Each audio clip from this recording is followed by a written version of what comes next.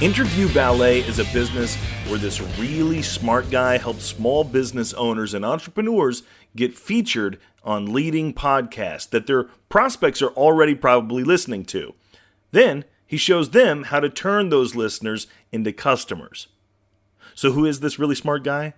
Why, it's today's guest, Tom Schwab. We'll talk about that, plus tactics for procuring user-generated content on this really smart episode of the Peak Performers Podcast. Welcome to this edition of Peak Performers Podcast with your host, Thor Conklin. Thor will be sharing the necessary tools, strategies, and psychology you'll need to become a peak performer in any area of your life or business. Tom, thank you so much for joining us today. I know the audience is going to get so much out of today's episode. Start us off with, I was going through your website and I came up with the holy grail of content marketing, how to use user-generated content. Give us some previews on that. Content is always a hard thing for us to make, right? They're limited. We've only got so much time to do it, so many different things to do, and ultimately, Thor, we've only got one perspective, right? We've only got our perspective. But if you can crowdsource that and have your users do it, boy, that will work so much better. And you think about it, some of the biggest platforms out there, Facebook marketing is user-generated content. YouTube is user-generated content. All of that, using the power of different users is just, that's the holy grail of getting to that. And even if you think about, when we start to put testimonials up on our website, that's user-generated content. And the great thing is that users are geniuses, right? I always say that in our businesses, we all have opinions, but it's our customers that are the experts. They're the ones that have the answers. And some of the things I like in user-generated content is that they will use the same words that other customers will use. Sometimes they'll even use the same misspellings that other customers would use. It's just, it is the holy grail of content and also for SEO perspective. Give me some tactics that we can use. The majority of the audience are entrepreneurs. They're sitting out there anywhere from just a kind of a startup to major organizations. How do they use this, especially the ones that don't have an entire team to kind of go out and create this? And I would say it even works better for them. Right? Because if you've got a whole army of people to do it, well, maybe you don't need as much user-generated content. But for most of us, we're better curators than we are curators. So from that, asking, and I always say, you don't have because you don't ask. And from that perspective, it's so easy to ask now, asking people for feedback, for reviews, for surveys, all of that stuff you can use. Even images, nobody really wants the picture of your image of your product or just a stock photo of 6 people of diverse races and diverse ages all sitting around a conference table smiling. No, they want pictures of people like them using your product. So from that standpoint, you can just reach out to them. Got a friend that he sells bird feeders, and so he couldn't find pictures of birds that weren't, that he didn't have to buy and everything. So he went out there to his customers and just said, hey, we're going to have a contest here. Send in a picture of different birds and, we'll pick a different one every week or every month and give you a free certificate there. He just got deluged. I mean, he's got all the free content as far as images for his website that he would ever need. So engaging your customers, engaging your prospects, making them part of the organization and feel connected. Exactly. Ask. Your favorite customers, your favorite advocates, they want to help you. They want to share. Well, it's interesting because literally just 4 days ago, a gentleman that is in an entrepreneur group with me came to me and said, hey, Thor, would you be interested in allowing me to use some of your content? Of course, I'll give you 100%, credit for it. And I want to send that out to our prospect and our client list. And I'm like, sure. He goes, you sure you're okay with that? I said, no, absolutely. I'd be more than happy to do that. And he goes, oh, by the way, our list is 1.1 million strong. I'm like, are you kidding me? I mean, what do I have to do, Yeah, you don't care where they hear about you. You just want them to hear about you. Absolutely. It's brilliant. And I was thinking about that. I'm like, he's getting me to write his content. He likes my content, but he's getting me to write the content. I'm getting exposure, but so is he. It's a great win-win. And it also makes you buy into it, right? If you've contributed to that, you feel ownership or at least part of the team. And I think the same thing with your customers, with your clients. If they go to your website and see their testimonial on the front page, they're going to feel much more akin to that company, that product, that service. And also they win because there's probably a link back to their website, and it's free advertising for them too. Yes, absolutely. One of the things I see happen so often with entrepreneurs and businesses is that they're always chasing that next thing, that next deal, that next prospect. And our clients sometimes come in second place. And I think it's one of the biggest mistakes a lot of businesses make of not really cultivating and really working with and, showcasing their clients. And I think this is an excellent, excellent strategy. And I'm making notes as we're going along too. Just like you say, I learn more from my guests than I think we give out every week. And it's there's always things to learn. I've always said that everybody's got an opinion on your business. You've got an opinion. You could hire some consultants. They'll have opinion. Hey, I'll even share my free opinion with you. But it's your customers, it's your clients that are the experts, and they've got the answers. They're telling you what they love and what they loathe. And you just have to be smart enough to know right answer when told. And they're usually telling you that with their time and their money. Yeah, it was fun. I was meeting with my advisory board 2 weeks ago, and I was explaining kind of how we were positioning this one particular product. So I go through it, and there's 6 of them. And I was done. I was like, is that awesome? And like, no, we don't like it. I was like, no, maybe you misunderstood. What I'm going to do is this, this, and this. And they're like, yeah, no, we heard you. That actually diminishes the story or the message. And I'm like, you got to be kidding me. This is not my first rodeo, but it's funny. If you're the only one in the room, you're maybe the smartest one, but you're also the stupidest one. So very much so. Get other people's opinions. Accountability. Let's talk about it. Why are New Year's resolutions so seldomly seen through? Well, a lot of times life just sort of gets in the way. Priorities shift and we lose sight of what's most important. We need help. If you get sick, you go to a doctor. If you have car troubles, you go see a mechanic. If you got busted pipes, my friend, you need a plumber. That's why for things that are really important that you just can't do alone, you have to call an expert. And Thor Conklin is an accountability expert. It's impossible to have accountability for achieving your larger-than-life goals all alone. It just can't work. So what do? Well, just like with a cough, a carburetor, or a clog, you get a hold of an expert in the field. www.thorconklin.com/accountability. I love what you've done with Interview Valet. Tell us a little bit about why you started that company and what you see going on in the podcasting world. Sure. Really, it comes from inbound marketing. That's how I built my company. That's how other companies have done it. And, inbound marketing is the idea that no one wants to be sold, right? But everybody wants help buying.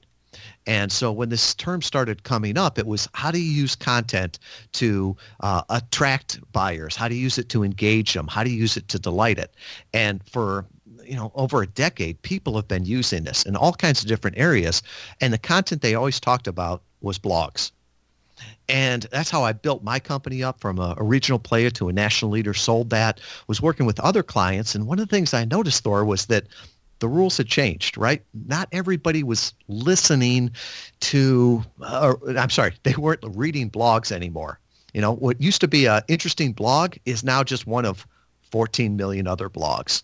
Even the analytics showed that people were bouncing off blogs. A good blog will convert 1% to 2% visitors to leads. So as we were looking at this, we thought there's got to be other content that we can use. And with that, podcasts have been growing. And so I came up with a crazy idea and said, I wonder if you could use podcast interviews much like guest blogging, right? So guest blogging always worked out like instead of me putting a blog on my site and just a few people seeing it, well, what if I could get that onto the Huffington Post? What if I could put that on a big publication and tap into that audience? And so we thought, hey, let's give it a try. And we had a great customer, his great voice. He was a coach. He still is a coach, but he sounded a lot like Zig Ziglar. And we got him on a podcast thinking, oh, we'll see if it works. And we were amazed, Thor. The traffic that came from that and the conversions. What they saw was conversion rates 25 times better than blogs. So over the last 3.5 years, we've been testing that system, building that system. It's really what we call podcast interview marketing. And it's how you can use podcast interviews in order to drive traffic, drive leads, really turn listeners into leads. And, it's not magic. It's really just a system. And one of the things we found is that people that were our best customers, they wanted to be the guests and have somebody else do the rest. So really in 2015, that's what we started, just a white glove service that really works with thought leaders, authors, speakers, new brands. And for every new market we've gone into, we've been amazed that we get similar results. Let's talk about blogs for a little bit. And this is one of the reasons I love doing a podcast, is because I get to ask my guests great questions, and then I can get free consulting. You found me out. This is why I do it. So let's take my show, for example. I started the podcast show a year ago, and I really started podcasting simply because I had a lot of content that I wanted to get out there, in addition to doing the interviews with guests, and because I don't like writing. I'm not a good speller. I'm not a good writer. I don't want to sit down at a keyboard. I don't want to do any of that. What do you think's going on? I've got a lot of advisors saying, Thor, you really got to get a written blog out there. What do you see in the blogging world? Where is it going? And is it necessary for business owners to have blogs, written blogs? Yes and no. So it's required. You need to do it, but no, you don't need to write a blog. And the thing is that, think about it, you've got strengths. I'm the same way. I always say English is my second language. I'm not sure what my first language is. But from that standpoint, I come off much better speaking and more comfortable, and it's easier for me than I do writing. So today, it's so easy to repurpose the content. So you can, like, for example, when I do a blog, a lot of times I'll come up with the idea in the shower. Right? Then I'll come up with, 5 or 6 bullet points that I want to talk about. Well, there have been times where I've been in the car before, hit record, and I'll rant on this subject for 4 or 5 minutes. Each one of us talking about 150 words a minute. So if you figure if you've got a 4-minute rant, that's about a 600-word blog. And on something like rev.com, which is a great app, they'll transcribe, real humans will transcribe for $1 a minute. So with that, my workflow is set up so that transcription goes straight to my VA, and she'll go ahead and make me sound more educated, take out different things, put the punctuation in, maybe put an image up there in the blog. So really, I've talked about something, and it's been made into a blog very easily. And that's important because you say, well, why don't you just take the audio and put it up there? Well, the truth is not everybody is an audio learner. Right now, even in podcasts, you find out that it's about 30 to 40% of the U.S. population listens to podcasts. And I remember somebody saying, well, when do you think that'll get to 100? And I'm like, never. How long has television been around? And there are still people that don't watch television. There are certain people that don't read. We all learn in different ways. So you need to create it in whatever way you're most comfortable with, but then repurpose it into ways that other people learned. And unfortunately now, the search engines still are better at looking at text than they are at videos or audio. So not only are you writing that blog or transcribing that for the people that like to read, but also for the search engines. Search engines probably very soon will be able to index everything, but I think it's important to create it in the format you want, but then repurpose it in the format that your listener or your audience wants. Yeah, that's a great idea. There's certainly tons of services out there, and to get someone to transcribe it for you and just put in some edits to it, I think that's a brilliant idea. What about the length? You mentioned that 600 words. Do you see that the blogs are getting longer, shorter? And the reason I ask this question, I get a blog to my email every Friday, and it is short. I don't know how many words it is, but It might be 10 sentences at max. In, out, done. I love it. Is that common, or do people really want to dig deeper into the subject? Once again, it's like who you're writing the blog for.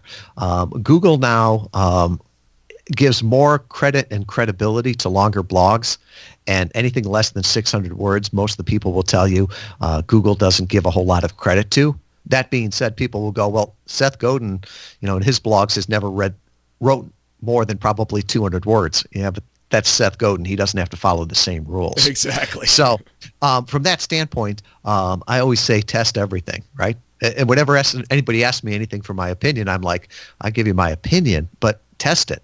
So from that standpoint, what kind of blogs does your audience engage with most? And you can look at that, which ones get shared the most, which ones get commented on the most, which ones have the highest bounce rate from it, which ones have the highest degree of call to action afterwards.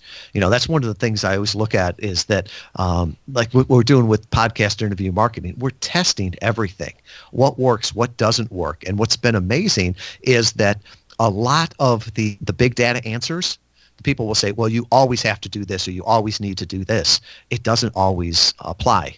And one of the examples I use for that is that, we're all in different markets at different times, and what works at one doesn't work at the other. So like Thor, if I really wanted to help you here, I could tell you, yesterday I went to the grocery store, line 2, aisle 2 was the fastest one.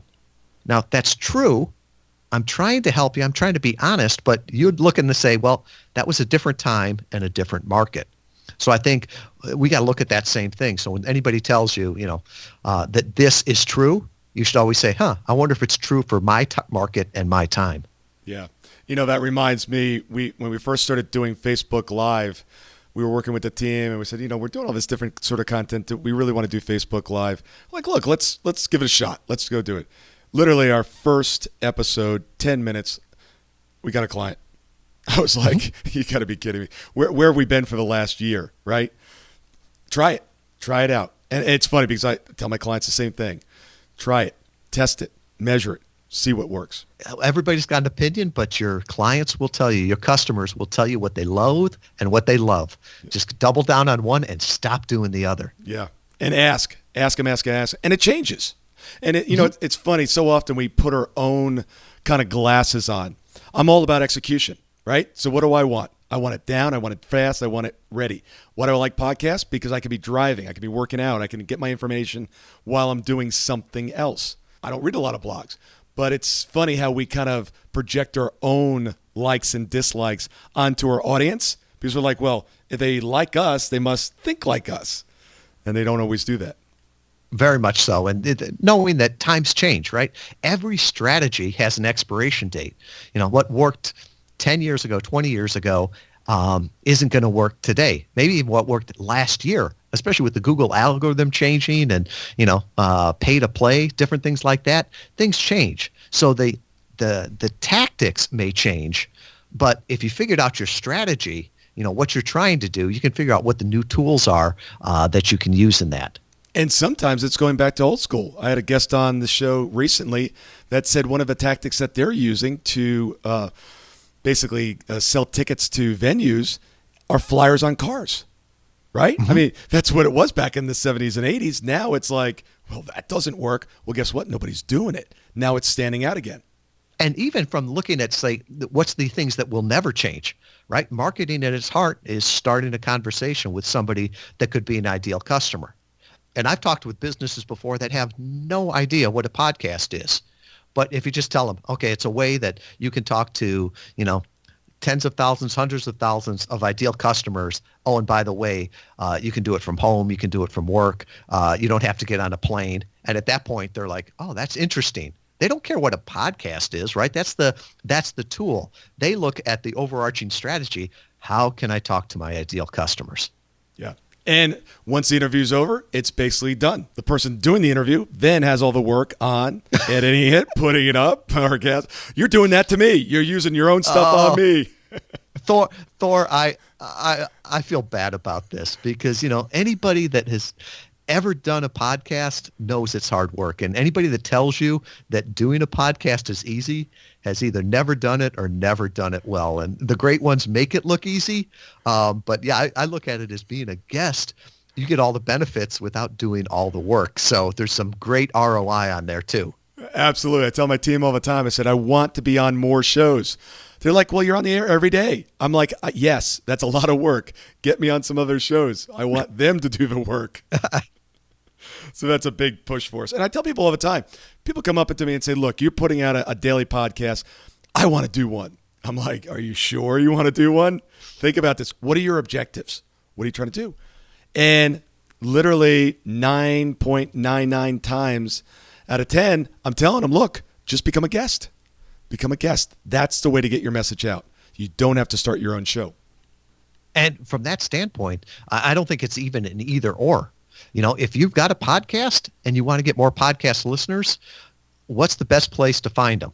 You know, if you go to Facebook, I guarantee you that 60% of the U.S. population doesn't listen to podcasts. So if you advertise there or promote there, 60% of the people won't have any idea. But if you go on other people's podcasts, I guarantee you 100% of the people that hear you on other people's podcasts listen to podcasts. And the thing is the data shows now that the average person listens to 10 hours of content a week of podcasts. And so if you're like me and listen at 1.5 times speed, that's 15 hours of content. And they're doing that while they're working out, while they're cooking, while they're exercising, while they're commuting. And so even if they've got a favorite daily podcast, they're still looking for other content. So it's not like you're stealing listeners. No, you're just giving them more content. Thank you so much for listening today. I really do appreciate your time, and I hope you found today's show valuable. If you would like to receive these shows automatically to your phone or to your computer, simply go to iTunes and subscribe. After listening to several of the shows, if you're so inclined, please leave us a 5-star rating, as this helps us reach additional people and spread the message. If you're truly committed to taking your life to the next level and doing whatever it takes to become a peak performer, but something's holding you back, something is blocking your way, and you just can't seem to figure out what it is, send me an email to info@thorconklin.com, and I'd be more than happy to get on the phone with you. We'll schedule a 15-minute discovery call. No obligation, no cost.